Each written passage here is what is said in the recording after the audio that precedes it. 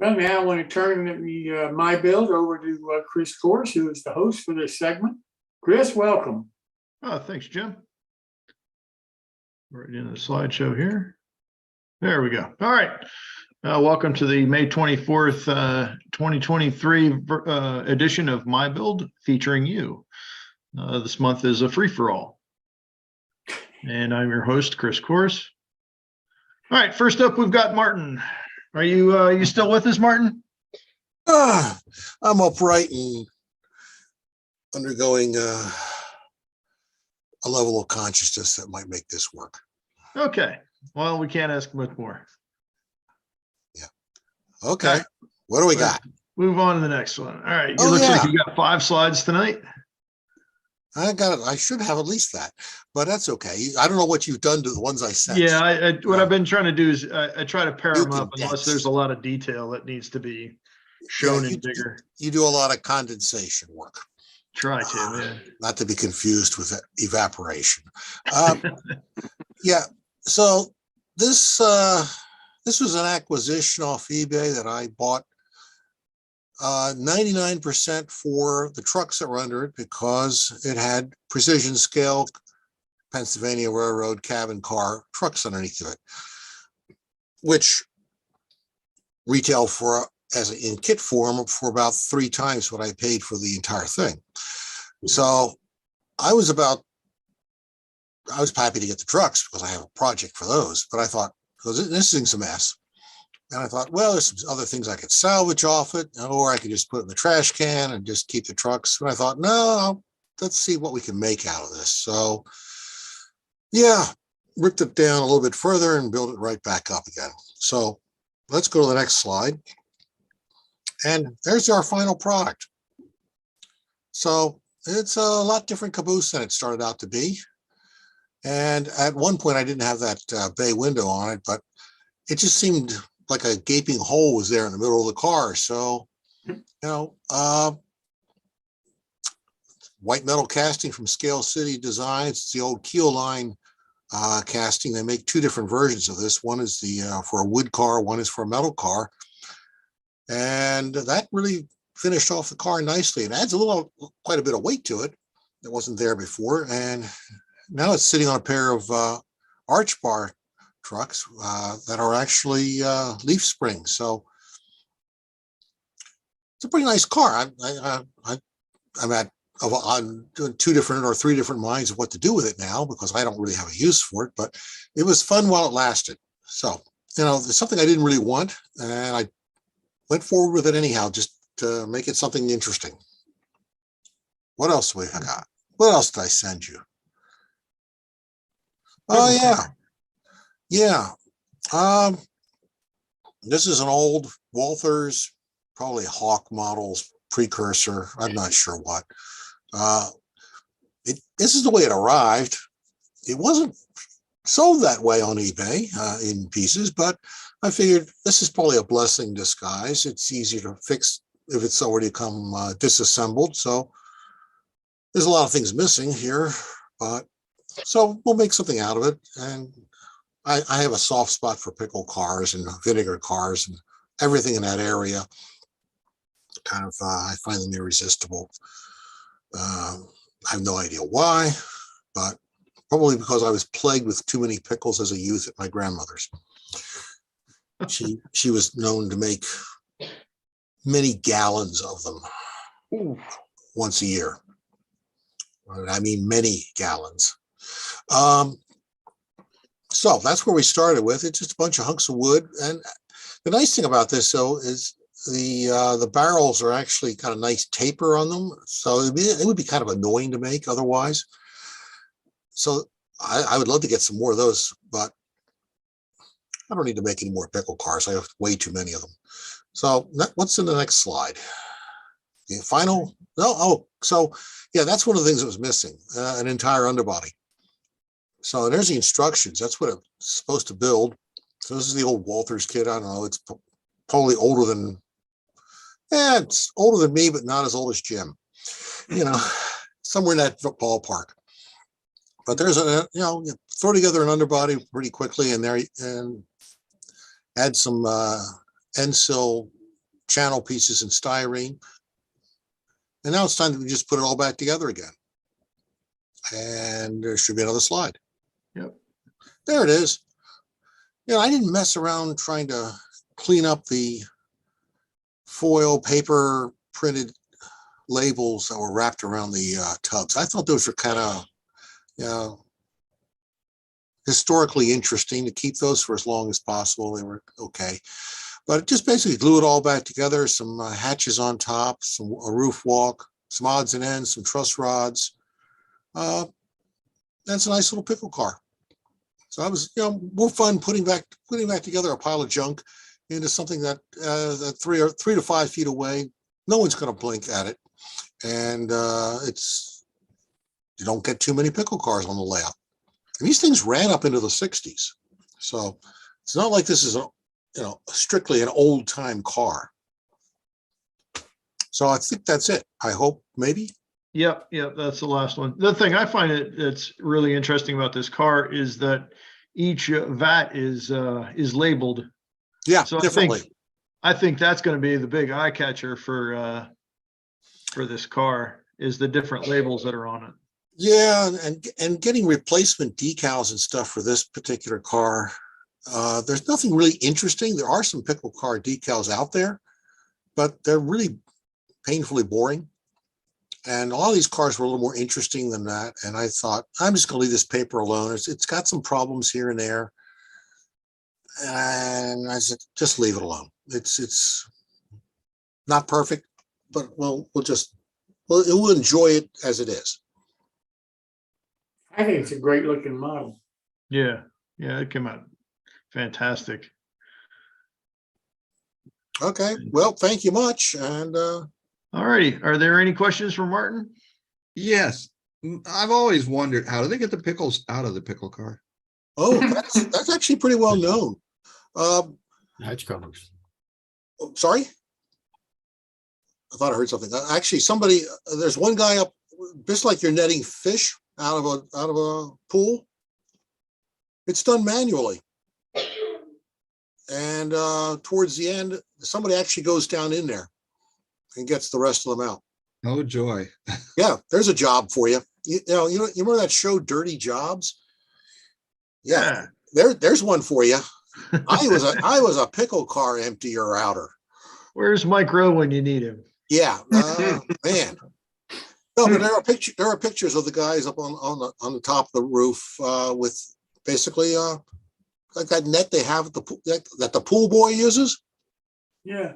Yeah, that exact tool, and they're just taking them out by hand. You imagine what it's like unloading that? Man. Yeah, it's pretty labor intensive. I mean, that's some work. You earn your check that day. And then you got to get the rest of the liquid out. Yeah, well, that's easy. You just pump that out. But, till you get down to the last dribs, boy. Okay. Well, that probably gave pickles a rather interesting flavor over the years. That implies that it doesn't make the next batch better, the little bit you leave on the bottom. It's kind of like that mother thing in vinegar. Exactly. Yeah. And that and the boots and socks and galoshes. That adds more texture and flavor.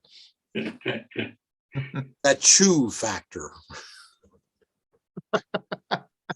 It's a great way to build some neat looking cars at a very, very low cost. Yeah. Yeah, there's all kinds of fun stuff that, this is something I actually am going to be doing a clinic on it in about 2 weeks at the in the division jointly with the Chesapeake division called Trash to Treasures, and where I just go around and it's like I see $5-10 cars at shows that are barely alive, and you can just see, this thing has potential. I can, a little bit of work. Yeah. This could be something interesting underneath of it, or after I've added a layer on top of it. But good bones, and you can just build something up from it, and it's fun. It's entertaining because you're pretty free to do whatever you want to a certain level. That's the fun of the old kids. Yep. When Yeah, did and they I- start using pickle cars? Sorry? When did they start using pickle cars? Oh, God. You'd have to go look up. There's a really, really, really good book on that. And Midwest history of vinegar and the vinegar and pickle industry in the Midwest. I can't remember the guy's name. Oh, but but you know, 20s. I mean, you're going back a long ways on these. Hmm. And they came in a lot of variation. Most people only, you see that one or two HO cars that were produced. The numbers and styles of pickle cars and vinegar tank cars that were actually in existence, it's very diverse.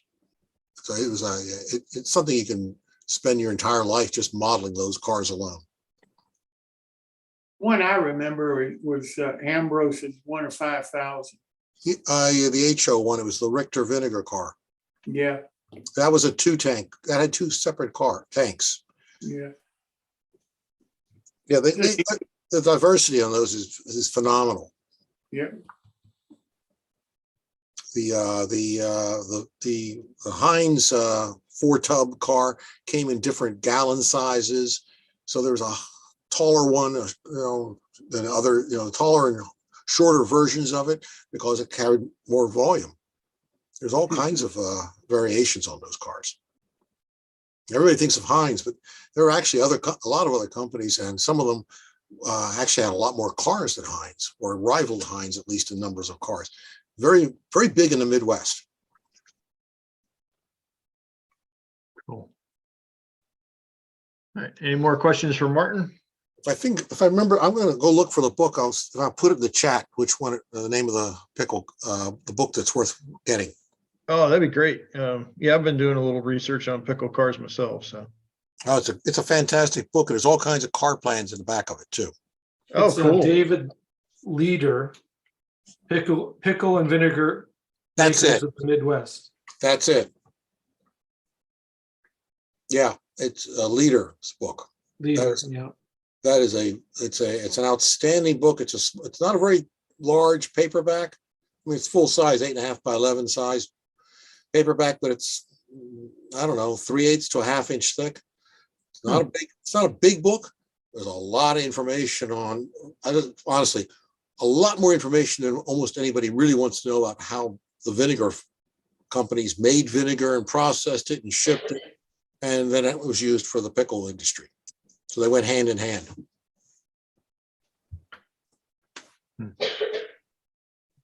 Good stuff. Okay, well, I've taken up too much time.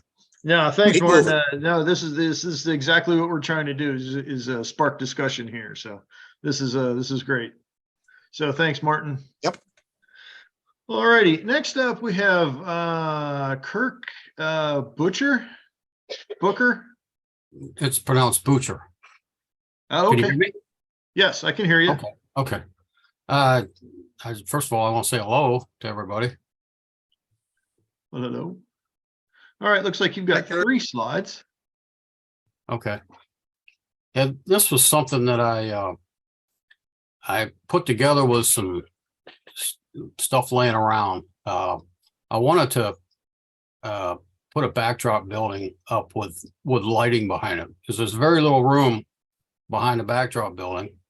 And the idea was to light it up. And I tried using regular people, but I couldn't get them small enough. And when I put light to them with the LEDs behind the building, it didn't show up well. So I went with the black on white silhouettes. And of course the sign, I wanted to stay with a black on white print. So I used your sign to do this. But anyhow, if you want to move to another slide, I could explain it a little bit better.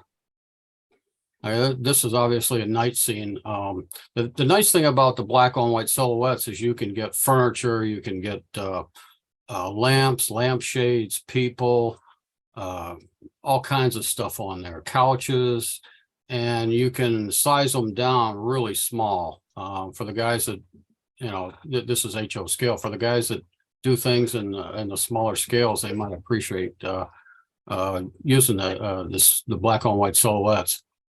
So if you, Kurt, where did you get them? where did I get them? If you go online, and there's a site called www.shutterstock.com. That's where I found them. I just put in searched little people, and that's what it came up. So I mean, and it worked out well for the lighting. But also that was a good question. But also, I painted curtains. I hand painted the curtains on the buildings, and also the black on white, the white background was pretty bright. So I was I know you can't really see it in this building, but I used the side of colored pencils to tone down the white in the background. And I tried to get it to match the color of the curtains.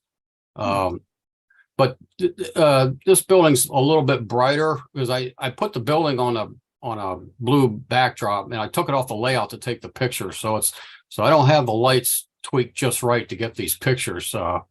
Usually when I have it on the layout, I reduce the voltage on it. So Chris, if you could go to the next picture. Okay, this is how I assembled it from behind. I used 1/4 inch plexiglass, or in this case, I used Lexan. And it's pretty hard stuff, pretty rigid stuff. And I drilled holes in the side of it and buried my LEDs in there. And I used just a drop of CA glue to hold the LED in place. I wired them all in a series. And I wired the sign separate from the building because I wasn't sure how bright I wanted the building to light up versus the sign. And I used different colors. I used the warm white for the building, and I used the bright white for the sign. I was trying to simulate fluorescent tubing for the light, or for the sign. And I think I got the color right, but I didn't have a whole lot of success trying to simulate tubing with the LEDs. I tried drilling through the side of the plexiglass all the way through it, and I had the lights facing each other, and it still didn't look right. So what I decided to do was, the picture on the right, you can see it. I used a drill press. I drilled almost to the bottom of the plexiglass, and then I was able to get it to. It wasn't too bright because I used clear Lexan for the building, but I used a white Lexan for the sign. And I did that. The reason I used the white Lexan for the sign is because I wanted to diffuse the light a little bit. It turned out diffusing the light quite a bit, so I had to add more LEDs to it. But I think it came out all right. So I mean, there's a lot of different techniques here, and I wanted to explain all that. But I think it worked out okay for me for something for the. It's only the third building I've tried this on, and I think it worked out okay. Yeah, it definitely did. Yeah, now if you can't see it, if you go back to the first picture, you can see that on the top of the sign, you'll see a little wire coming up. And what that does, when I put the sign on there, I was looking for a black on white sign. I didn't have the time to do all the searching. So I saw your sign. I thought, well, you know what, I'll put your sign in there, but I'll make it so I can remove the sign if I find something that fits my era, which is the 1960s, and I'll replace it later on. So, I mean, but I want to thank you for letting me borrow your sign there. Well, we appreciate the free advertising. Yeah, I thought you might enjoy that. But it was a fun project. It was a little more time consuming. You have to take your time cutting that Lexan, because I have a bandsaw, and that's the way I cut the Lexan. It's a little tough it's tough stuff to cut. You got to take your time with it. But this is the first or the third time I've tried to use it with LEDs. And if you use if you can adjust your voltage, you can tweak it to where it works okay. Now, I mean, when I first put the building together, they're DPM. It's a DPM building flat, and they're pretty thick building flats. But if you turn the light up with too much voltage, it will actually bleed through the side of the building, and so you got to watch it when you're putting them together. You gotta check it as you're going along to see what's happening. Well, the one thing I should have done that I didn't do was paint the back of the building before I put my lights on there. And the other thing I have to do that I haven't done yet is I need to make a gasket for it and somehow attach it to the backdrop so that the light doesn't bleed through it, around it. And but anyhow, it was something I wanted to show you guys. Yeah, this is something we haven't seen on this show before, and that's great that you brought it out. We appreciate you doing that, and thank you. Hey, Kirk, this is Phil. Did you think about looking at the Dwarven fiber optics for doing a fluorescent tube based thing? That might be a really interesting future way to do it, using a fiber optic, because especially if you stand a little bit on the outside, they glow then kind of all the way through, and you can twist them and make them kind of a glowing linear shape. Yes, I saw that that one gentleman was showing with the fiber optics, and that really was I found that rather exciting. I would love to do that because this stuff's hard to work with, but I'm used to working with it. I love the Lexan is, and I've got lots of it around. I had picked up a pile of scraps, and to make tube lighting, that would be great, because that's what I was trying to do with a sign. And I don't intend to make another sign like this because the white Lexan requires a lot more lights than I wanted to put on it. So I would prefer to have fewer lights, fewer bulbs, and present the same thing, So yeah, that's a great idea. I think I might try that with the next time I do this. Kurt, let me make sure I understand what you did. You got the silhouette material, and Right. you put and the silhouette material you just glued on the backside of your building, right? Correct. And then you put the plexiglass behind that. No.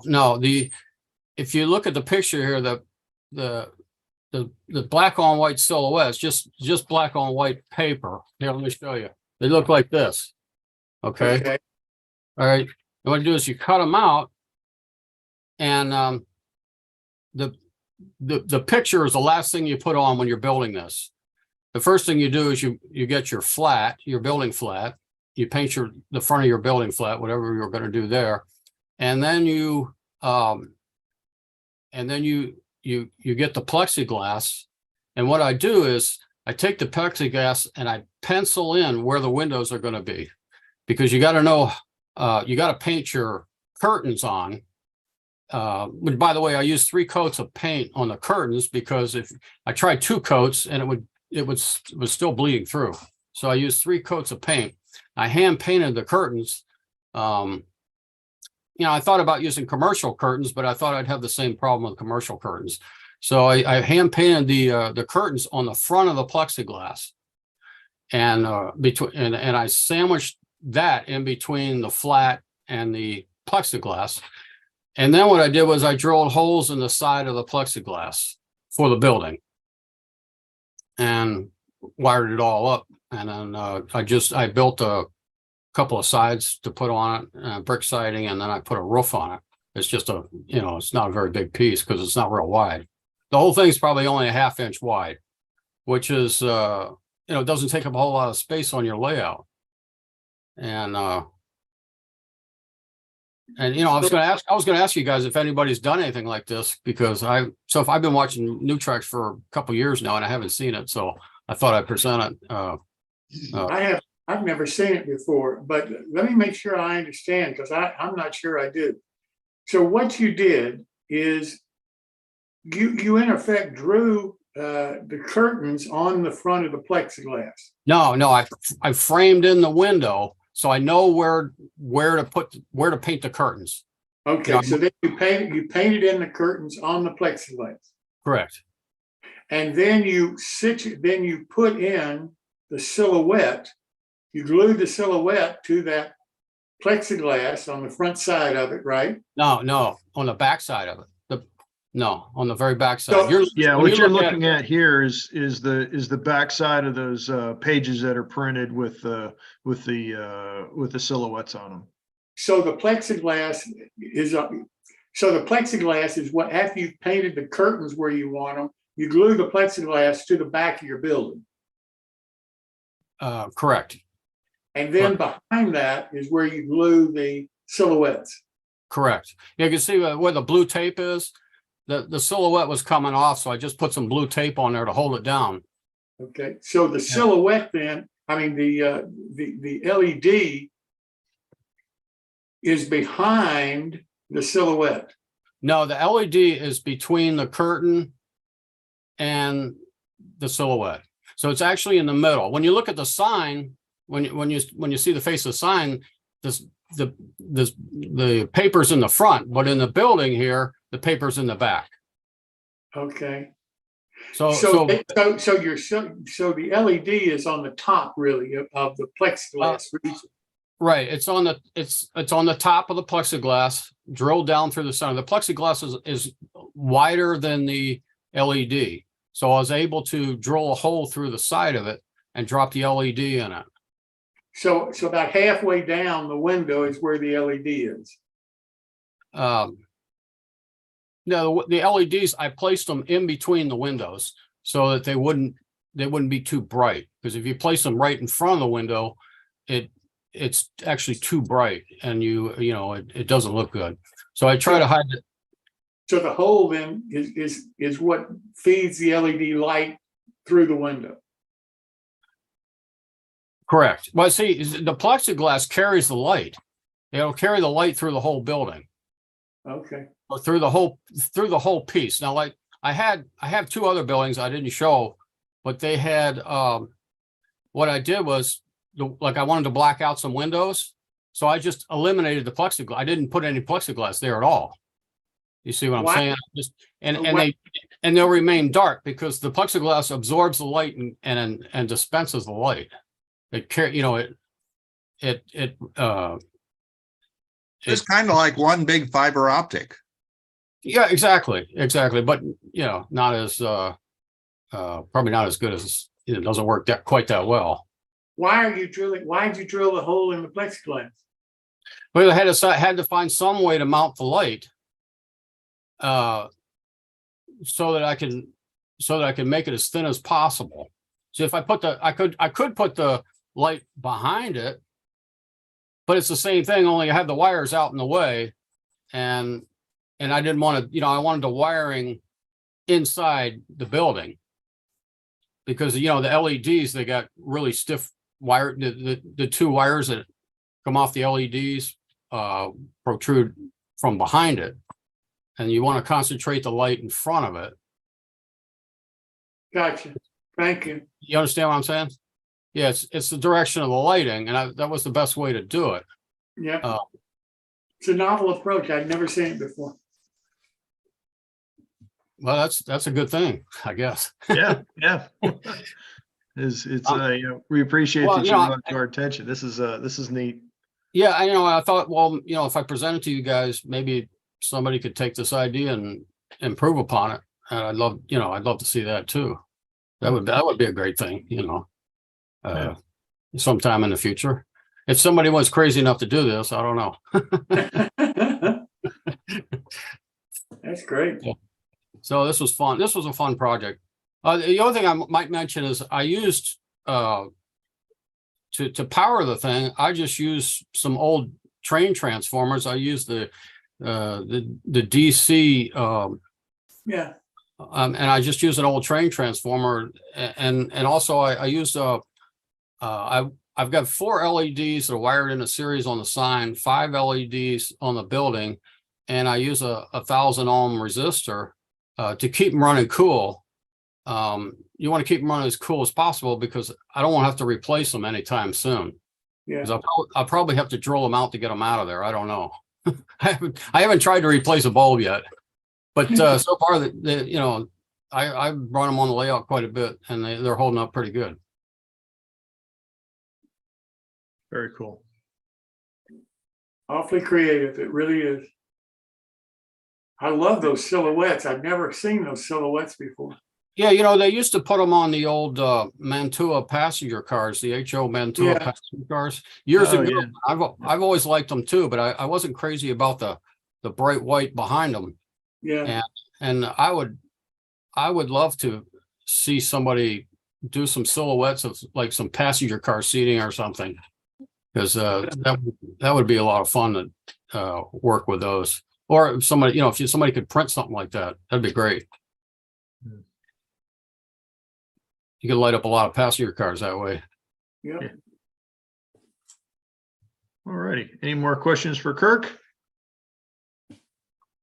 All right. Well, thanks, Kirk. We'll move on now to Greg. There we go. Kirk, that was really neat. And I like the idea of the lighting in front of the silhouettes because we're so used to lighting being behind them. And I think that opens up a lot of opportunities. But dealing with electronics, I don't want to go there. Okay, go ahead, Chris. All right. Looks like you've got 4 slides tonight, Greg. Oop, sorry. There we go. Got an itchy trigger. I need a new mouse. This mouse is dying on me. Okay. The Model Railroad Club I'm in, we do a lot of little setting up tables at science fairs and senior centers and stuff like that to get exposure.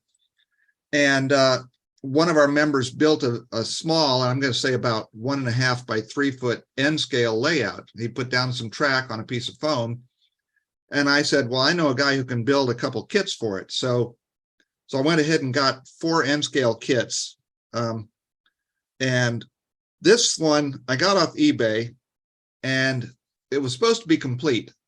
But by the time it got to me, it wasn't. I had all the walls and the roof, but the base, which you glue everything onto, and that's what holds all the walls together, wasn't there. The guy ended up comping me back the money, which I think was more than lenient. He didn't need to do that, but I just went ahead and built a base for it.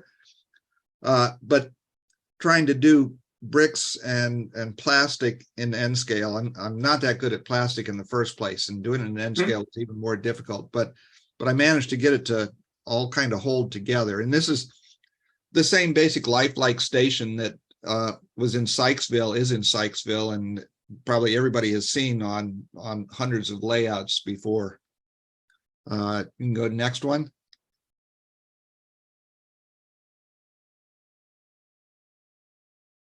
Now, these next 3 are from a company called Mud Creek Models, and they're pretty new. Frank Saladino runs it, and he's come out with some of these. This one is his barn, and I did a couple minor modifications on it. The building that's attached to it only had windows, but I thought it'd be nice to have a way to get into it. So I put a door on it. I just made the door out of some scribed wood and added a few details and a couple little fair signs and stuff like that. And this one went together pretty quickly. I just used some red stain on it. Next one. Yeah, crap. Sorry. There we go.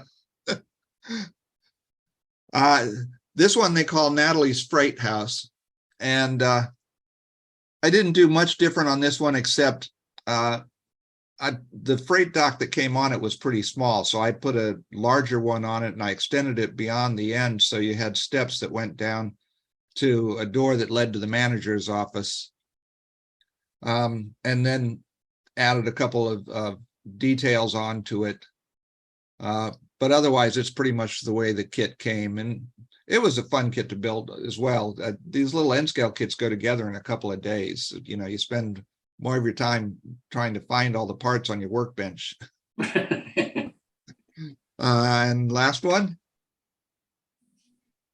Ah, it worked. Okay. And now this one was the most fun because I love doing general stores because I get to do signs and I love making signs.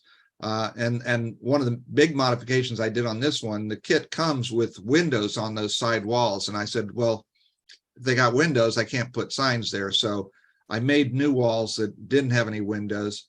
I went ahead and added some parts to it, like the stove and stuff and blinds inside. And I put some shelves on the inside. Why I was detailing the inside of an N-scale kit, I don't know. Mhm. Then I went ahead and put all the signs on it. And the only thing that didn't come out right, the awning over the front, I was trying to make it look like it was worn away in one spot, and it ended up a lot darker than I liked. And when I took the pictures afterwards, everyone said, was there a fire? So I went back and lightened that up a bunch so it doesn't look like it was burned off. Hmm. But you know, all of these kits were fun in just being able to put together something really small. You can tell how tiny it is by my hand there. And trying to weather something this small. I'm used to weathering HO kits and O-scale kits. And if you're trying to do something like a little streaks of rust down a stovepipe or something, it's pretty easy in HO and O. But in N-scale, the little drop that you're trying to get to make the streak is bigger than the part you're putting it on. So it ends up being really challenging. I used a lot of weathering powders and some colored pencils on these kits, but I like the way they come out. Yeah, All right, you would thank you, not know Chris. that this is N scale. It looks a lot bigger. Yeah, and they're all on the layout now, and so now we have to do a lot of landscaping on it, so that'll be fun as well. Greg, all of them come from the same manufacturer? The 3 wooden ones do. That's Mud Creek models. Okay. Yep. All right. Are there any questions for Greg? That's nice work. Yeah. Well, thank you, Beautiful. Johnny. Yep. Greg. And we don't see a lot of in scale. So thank you so much. Yeah, I may end up doing one or two more as well. We have a lot of layout to fill up. All righty. Thanks, Greg. We will move on to Cliff. You up, Cliff? I am up. All righty. All right. Looks like you've got 6 slides that we managed to squeeze together here. I tried to take and put them in a logical order. So if they're not in a logical order, I apologize. All right. All right. So this was a commissioned project. It's done in O scale. It's for a local business.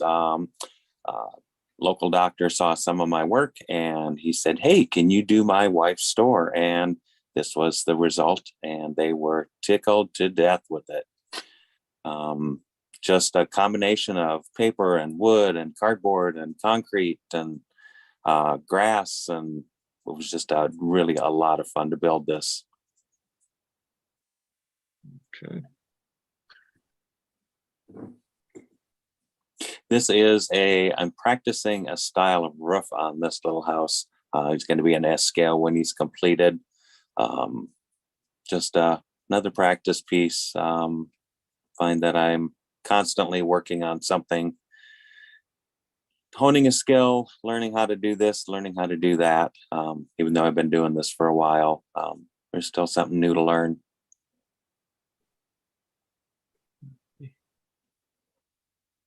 And Did it skip slide? Yep, it did. Third. All right, hang on. See if I can do this by hand. No, it's going the wrong way. Yeah. don't you love technology? Oh my gosh. Holy crap. There we go. That's what we're looking for. I had, I think, one before that, wasn't there? Oh, yep, there we go. Okay, these are some little East Coast cottages. You're going to see these done a little bit more with some water for next year. I always like those beach cottages that you see on the East Coast. The one in the cardboard with the green tape on it, that is my honing to make the Summer of 42 cottage that I did a bigger version of. Everybody commented on it and loved it. So now I found the actual photo of the cottage and I am making that. And the other two were just little houses that I found. Going to try to do them in a kit form. The couple that bought the big business, it's an art company, and they support local artists. And she thought some of my little houses as kits would be a great thing.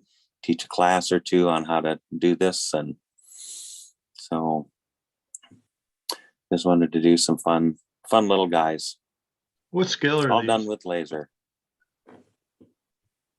What I'm sorry? scale are these? These are S scale. Oh, okay. Yeah, because I'm a die cast collector and I do all my houses to go with all my S scale or my die cast cars. Gotcha. Alrighty. See if I can do this without the mouse. Guess not. Are you going to market these kits? Yes, once I get them done where I see that people are going to be able to do this, yes, I do want to market them. Yeah. This was the first house I built. Everybody said was the Summer of 42 house. I realized that it was not a 2-story house.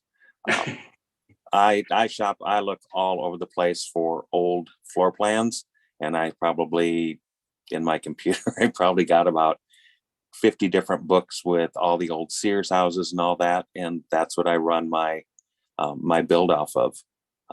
Just get my ruler and my laser cutter and away I go. Fantastic. You make your own windows? Yes, I do. Yeah, that way I can, What do you make the windows out of? they're cut out of the wood. This was a trial. So I didn't have the window loose. I cut it directly in, and then I'm going to frame around the window. So I don't have that loose window there. But this gives me the freedom to do any kind of window I want, because I don't always like the window that's shown in the house. Yeah. Or the Yeah. size. That's really great. All right, and then this is a cardboard mock-up where you see the little Ford pickup. Trying my laser cutter as doing a shaker shingle and siding, and then the other one is just a cardboard mock-up of a house that you liked, Jim, that you had seen. It was a cute little brick or a stone house that I had done about a year ago. Yeah. And I'm trying to kind of fine tune that with my measurements and make it look where I'm happy with it. So I keep playing with stuff, and it's until I get it right. Yeah. Is that one of your die cast S-scale vehicles? Yes, it is. Mhm. Who makes that? That one is a, I think that's a green light. Okay. Truck. Okay. And then the house where the truck is, that is actually going to be put onto a base with stilts underneath it.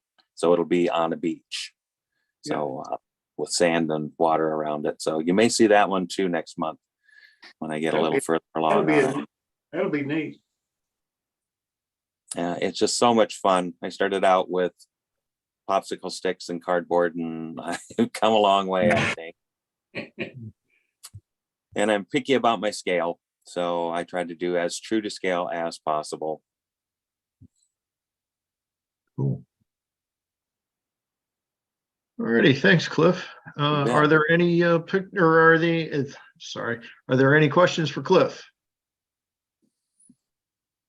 All right, I guess we'll move on. Thanks again, Cliff. You're welcome. Very interesting stuff there. All right, Jeff Jordan.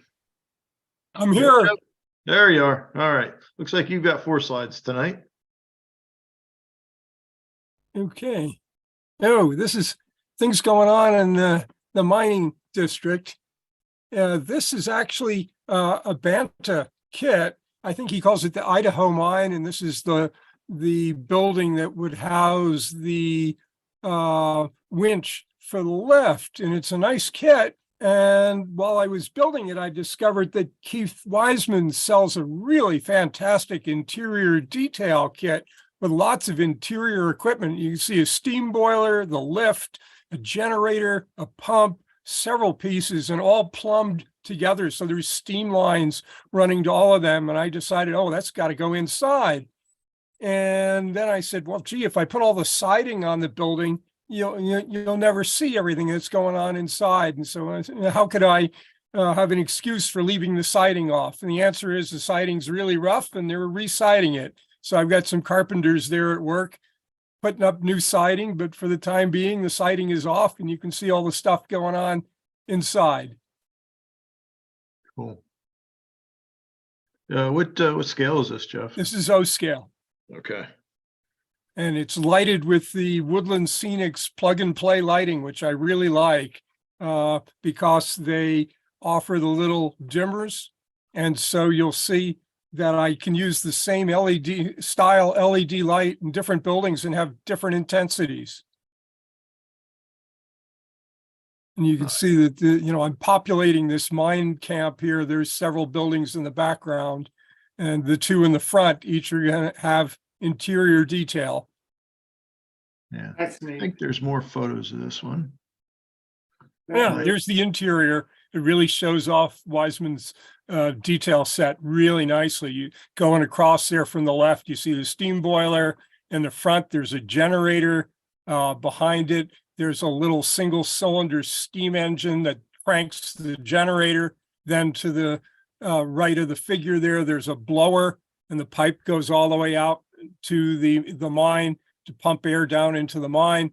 And then over there on the right is the lift with the cable up to the car for the lift into the mine. There's also a switch panel in the background there on the wall. All of those bits came in the Wiseman kit, and then it's a Woodland Scenic figure in there just to have some life inside and to give a little scale to it. That's great. Fantastic. That is great. Let's see, what else do we have here? And you've got the other building in the mine. Yeah, Yep, this there you go. is a kit I just got fairly recently, and I was so excited about it. I put everything aside and worked on this kit. It's an out of production model from a company called Schaumburg Scale Models. And those are Hydrocal walls, and the casting was just so nice. And it came with resin interior detail and resin windows and a resin roof, which I didn't like and didn't use.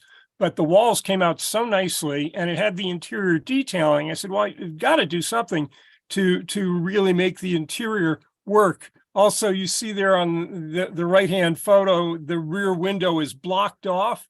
The kit has 6 windows, but it only came with 5 window castings. And so that inspired me. Well, what am I going to do with that? Okay, we'll block up the window. And why is the window blocked up? And so inside, I actually framed a storage room on that corner. And so the window's blocked off to make the storage room secure. And then you can begin to see some of the interior. I don't know if I gave you more interior detail shots. Yeah, I think you did. Okay. I really like the lighting in that one in the upper. That's the Woodland Scenic. That's my point. That's the Woodland Scenic light, but it has the little dimmer. And this one is turned way down because in my experience, blacksmith shops are dark. And I thought that running it much dimmer like that really gave it the feel of a blacksmith shop. Yeah. Is that company going out of business, Jeff? Schaumburg Models. Yeah, if you go to their webpage, it just announces, sorry, we've gone out of business. So the model is no longer available.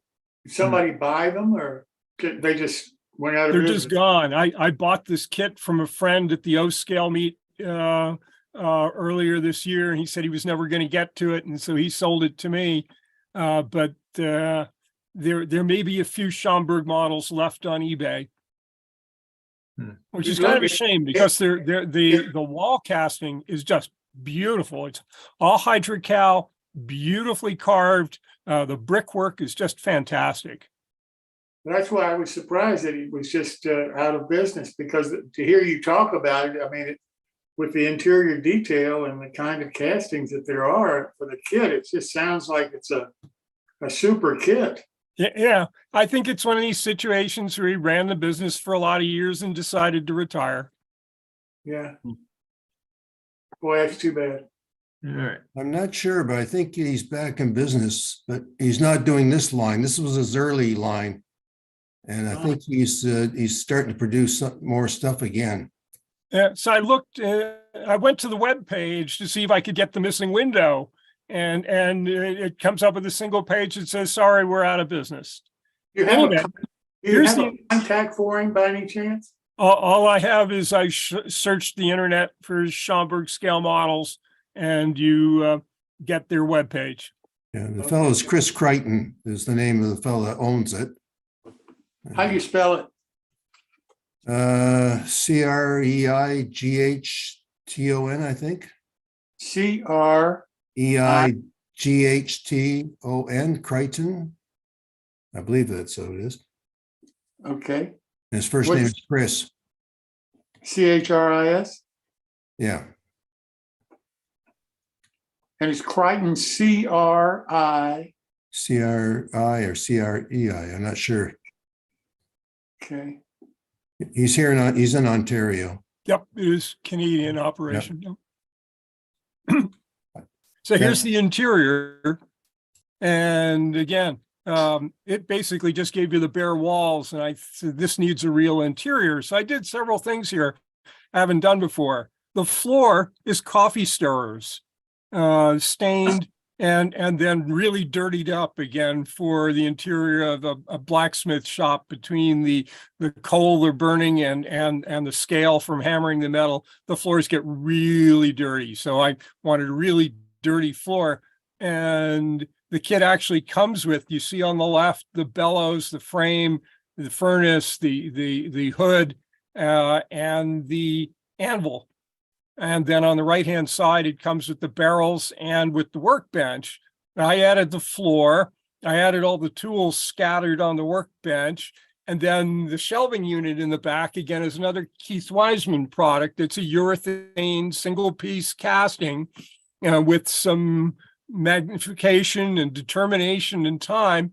You paint the whole thing and then pick out all the little bitty details, and it gives you lots of nice stuff on the shelving. Also, I really like how the trash cans and the barrels all came out. They really look like they're separate pieces. Adds a lot to the interior. Actually, behind that, you can't see from these photographs, that's where the storage room is. And the storage room, again, was all framed out with coffee stirrers, which I really am an advocate of using. They're great material, especially for O-scale. They come out as a nice dimension in O-scale. They take stain nicely. They're cheap as dirt. You get a bag of like 1,000 of them in the supermarket, and there are tons of things you can do with them. You can't really see. I also added roof or ceiling rafters in this room, which kind of conceal. So if you look in and looking up, you see the rafters rather than the underside of the roof. The roof was redone. It came with a thick resin roof with shingles, and I didn't think the shingles were appropriate for a mining operation. And so the many photographs I looked at, the corrugated metal roofing is the way to go. I think, Chris, if you can back up a slide, you'll see the corrugated metal roof. There it goes. And there's the corrugated metal roof. That's also something that I hadn't tried before. That is paper. That's from Clever Models. And you literally go to their webpage, pick out the texture you like, pay them like $2, and they send you an electronic file, and you can print out as many copies as you want. The $2 gets you as many copies of the file.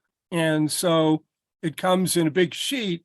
I cut the sheet into appropriate size sheets of corrugated metal. So both the height and the width of the panels. And then the trick, of course, with the paper is if you just leave the cut edge, it's white. And so I took an alcohol pen and just hit every edge of that sheet to darken it up and overlay them like that. And I think I got a very effective corrugated roof on the building. I It's agree. over a sheet of styrene. It's super cheap. Yeah. Yeah. And I can make as much as I want now. You are free to make as many copies as you want for your personal use. Obviously, they don't want you to go into business reproducing them or giving them away. But once you buy the Yeah. file, you can print from it as many times as you want. They have a ton of interesting textures. Indeed, if you look behind this building, you see the next building behind there, which is a corrugated metal building. That's paper too, and that's a Clever Models paper, the whole building, walls, roof, everything. If you haven't looked at Clever Models, go look at their webpage. They have a ton of interesting buildings, all paper, all kinds of textures, really nicely weathered, and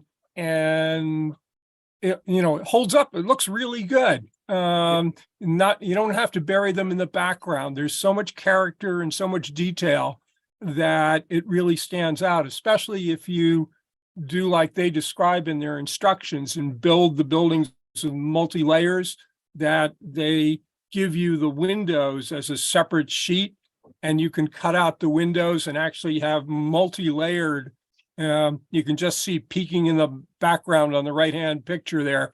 You see that window on the building, and you can see it looks like it has some real depth to it. It doesn't look like it's just flat on the building, and that's again because it's 3 sheets. It's the top framing piece, and then it's the wall, and then it's the window sashes, all as separate layers, and it gives the building some real depth. Cool. And also over there on the right is just a neat little kit I picked up someplace. It needs some more pipes, but then the pipe rack I thought worked well with the blacksmith shop. Yeah. They really are a great company. Like they used to have DVDs of their some of their models. One of them had a bunch of different critters on it, and it was just fun to be able to print them out as many as you wanted, and see what you could produce with them. All right. All right. Any questions for Jeff before we move on? That's beautiful work, Jeff. Thank you. Really is. Yeah, beautiful How do you stuff. spell clever? Clever Model. CLEVER. Clever. Okay. Thank you. You're welcome. Getting people some business. All right. All right. Well, thanks, Jeff. This is always interesting to see what you come up with, and this is certainly another example of that. Thank you. Good stuff. All right. Now we move on to David McLean. Are you up, David?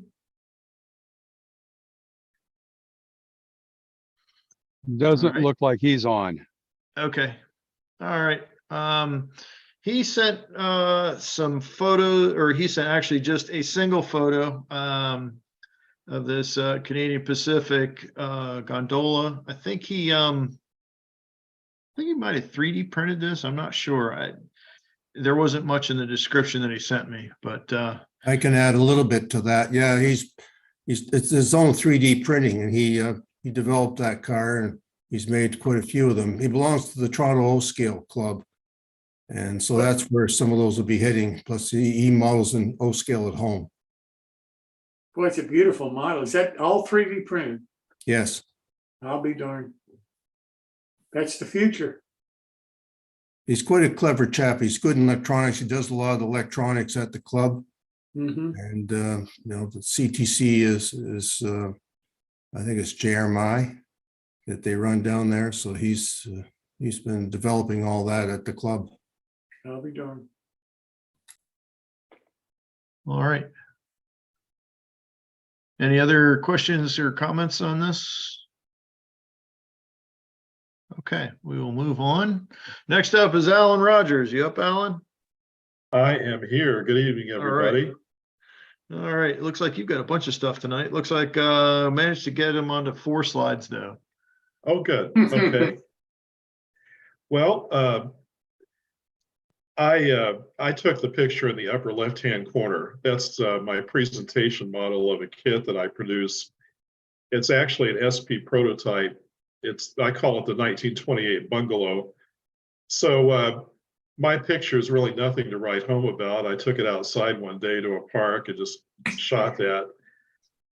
Then a fellow in New Mexico who's an artist named Brian Lee started ordering my kits. So he bought one of my kits, and that's his rendition in the lower right-hand corner. He collects die-cast vehicles. So he made this scene with my kit, and it's a Florida bungalow. And I just can't believe what he does with my stuff. So if you want to move on to the next one. Yeah, I was gonna say, I thought that was the same kid, but I was like, man, I'm missing something here. Looks like the real thing, doesn't it? Yeah. Yeah, did you say this is S scale? That is O scale, although I'm in scale. the middle of retweaking things where I'll be releasing that in HO and S scale. All right. Next. That's another picture from Brian. So it's the same kit that he built, and kind of a typical Florida look. Seems like it turned out he and I both were natives of Florida back in the day. So That came out pretty neat. Yeah, I didn't realize at first. I thought this was a prototype photo that you based it on. Then I looked a little closer and was like, oh, it's not. it's the truth, isn't it? Yeah, very deceptive. Yeah. All right. So the upper left-hand picture is my picture of my Weller gas station kit in O scale. And the lower picture is Brian's rendition of it. So you can see he really embellishes a lot on my kits. So kind of cool. He really makes them come alive, Alan. Yeah. He does, truly. Yeah, that one looks like it's It's a moment in time. yeah, it looks like it's not brand new, but it's got a little bit of wear and tear on it. Right. He also gave me permission to use his pictures on my website now, which is nice. Oh, that's great. So I've been adding him to my website. Is there another one? There it is. Yeah. So again, my picture is the upper left-hand corner. That's the O-scale Weller store kit. And the other two pictures are Brian's version. So you can see he's made a diorama with and that's the way they looked in the prototype picture. That store is still located in my town, Bakersfield, California. It was built in 1905. By the way, if you hear weird animal noises, I have to apologize. I've got a very troublesome cat here right now. So anyway, the gas station's long gone, but the store's still there. And I did compress the length when I produced the kit in half because, you know, if I built the thing full length, it would be too big of a footprint. Yeah. It's nice So, of Yeah. Alan, can I ask on your first picture of your bungalow, that kind of ripple across the top? What's that made from? Well, luckily in O-scale, you could get tile roofing. That's, I forget who makes that. It's an 8.5 by 11 sheets. And Okay, so it's just a cut strip from that.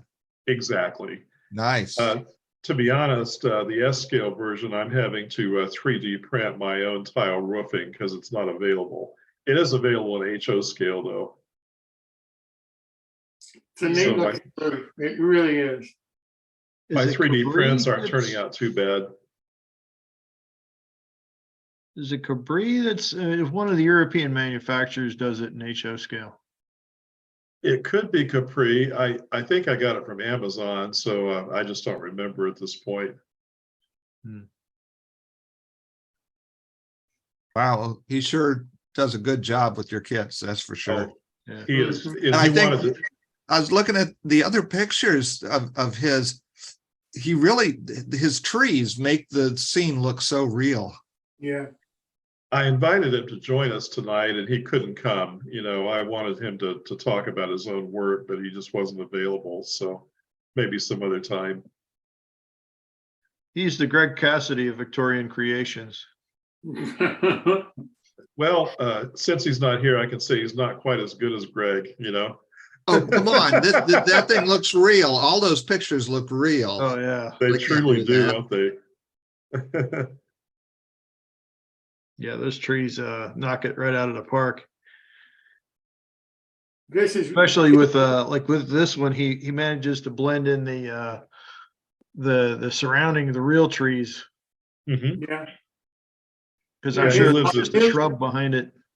He lives outside Albuquerque, and I think that's their local scenery, actually. Yeah. His modeling is why I think that some of what we do is really art. I mean, you look at that, and we're sitting here looking at photographs saying, was that real or a model? That's as close to art as you can get. Exactly. All right. Any questions for Alan? Thanks for showing them, Alan. This is really spectacular modeling. Yeah, thanks Well, for sharing. And Alan, I like the way you did the roof on your build of it too. I think that's a really nice looking roof. Well, Oh, you the know, metal that's roof, yeah. that metal roof that I use for O-scale. It's actually recycled drink cans. Mhm. So I have a process I run them through, and then I just paint them up and cut them up into panels. It's a lot of fun, actually. Yeah, I think you did a tutorial on it, didn't you? I did a while back, yeah. I like the detail on the front of this building. It's not something that I've seen before on any kind of building like this. I like that a lot.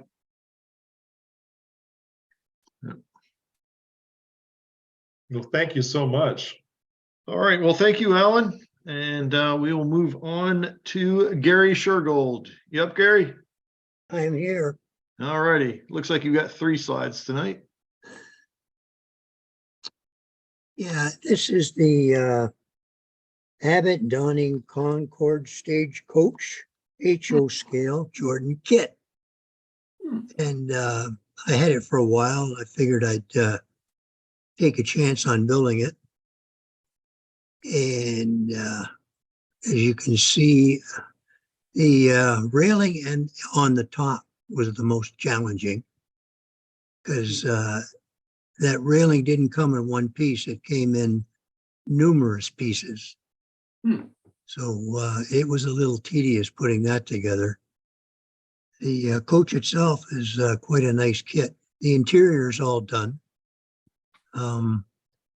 The little awning on the back of the stagecoach I made from electrical wire wound around a piece of wire and then put straps on it. So that would be folded down if there was a lot of luggage there to protect it. And then the seat is simulated leather. The coach itself was, that's multicolor paint and stains put on it, and then a little bit of weathering. Now it is, when it gets finished, it will have 4 horses with all the reins and that also on it.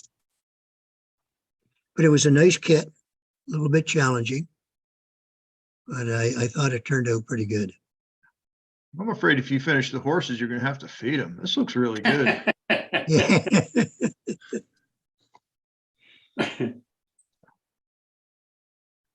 All right. Yeah, the wheels on that were on those coaches, they were painted yellow, and I used a pencil on the edges just to simulate the steel that would have been around the wood to hold the wheels and give them protection as they go down the road. Yeah, that came out really nice. All right. This model here is a Woodland Scenics gun and tackle.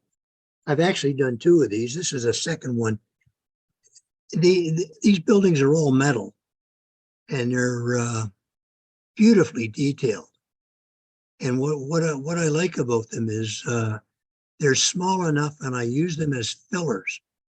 So if I have a small area and I want to put a lot of buildings in there, like maybe 2 or 3 together, I go to these here and fill in that space. And they come highly detailed. They have, as you can see in the window, there's rifles, guns. On the other window where the most signs are in, there's fishing tackle, a fish display in there. And just using different colors, the brickwork was done with 3 different colors over top of each other. The guns and tackle sign didn't come out very good. The first one I did, the transfer came out beautiful, but for some reason this one came out a little funny. So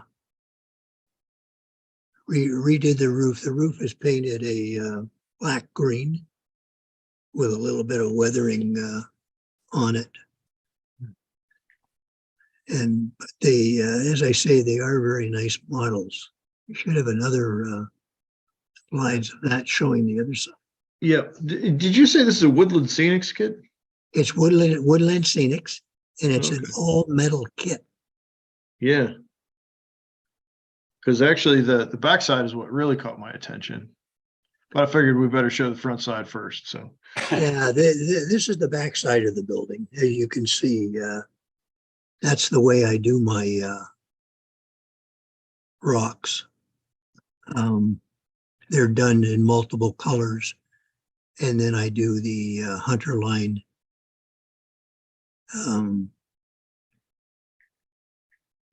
It's not gray, but I can't remember the name of the stain, but I put that over to blend everything in. like a blue gray or the driftwood. It isn't driftwood. Oh, I can't remember the name right now, but this is what I use on all my brickwork, or not brickwork, stonework. When I do my foundations and that, this is the blending. The stonework is painted numerous colors. A while back I showed how that was done. I take latex paint numbered 1 to 5, and I just keep going over it. I start with number 1, paint the odd brick or the odd stone here and there until I complete number 5, and then some of it's quite bright, some of it's a little faded, and then I blend it all with the underline stain. But as you can see, the brickwork turned out nice. It's 3 different layers of latex paint over top of each other, and it's dabbed on. It's not painted on. It's dabbed. But they are very nice buildings, and they fill in, as I say, I've got an area on the layout where I have 4 of them, and they fill in a small area very nicely. Yeah, they look like a nice compact feature that has a lot of detail in it that is really eye-catching. Yeah. So The other one I built, the first one I built, it's all detailed inside. Like if you lift it up off the layout, there's the flooring's in there. This one has the flooring in it also, but the other one has the service desk, and there's a man in there and some shelving and stuff like that. oh, so there is a little bit of details inside. No, the details I made my scratch. Oh, gotcha. Yeah. The only detail that comes with this is the window displays Oh, okay. that are on the front. You see the rifles and Oh, yeah. the gun, fish, and yeah, there Yep. they are there. Yep. Yeah. Nice kit. Yeah, I might have to try another one because I started one a while ago and I was just didn't like it all that much. So I put it aside and haven't been back since. So maybe I'll give it another shot. Looks like some good inspiration here. Yeah. So. All right. Whoop, crap. Hang on. What just happened here? I apologize for that. Let me fix this real quick.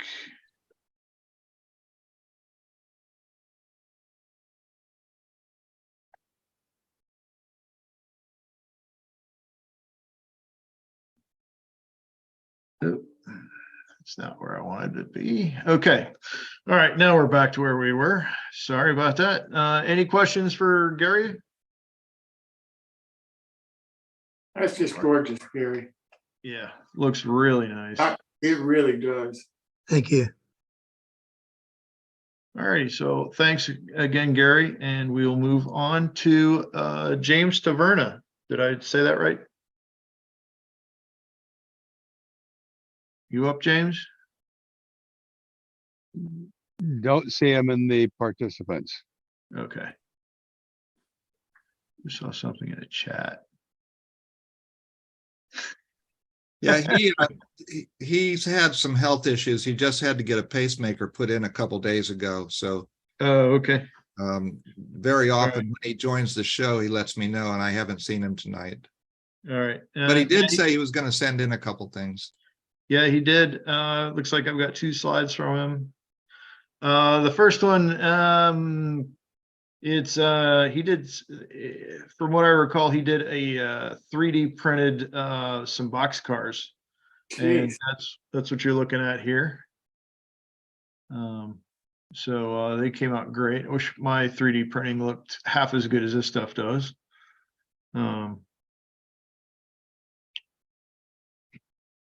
And then, you know, it would be great just to be able to talk to him about how he does that. Not that I'd understand it, but I'd just like to hear him talk about it. yeah, maybe when he gets back up to speed, we can get him in here and try some secrets out of him. That's just beautiful work. Yeah, it is. It's fantastic work.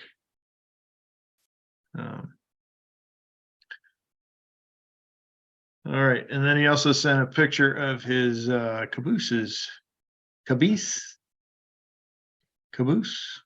from his layout. So that's the other.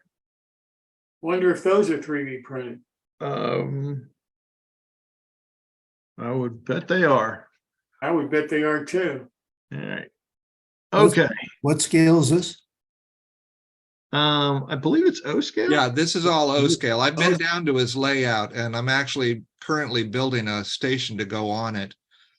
And he's got one of the biggest layouts I've ever seen, and it's only about half done so far. He has lots and lots of brass. I wouldn't be surprised if these are all brass cabooses. But he's an incredible modeler, and he's gone through a couple health things between a knee replacement, and he just had a pacemaker put in, but I'm sure he'll be back to normal in a couple of weeks. He's a strong guy. Craig, since you've got contact with him, when he feels better, I sure would like to hear from him. I'll let him know. I know he's been enjoying coming to the show and watching it. So I'll let him know that we'd like to hear more from him. Yeah, this is just beautiful. Mm-hmm.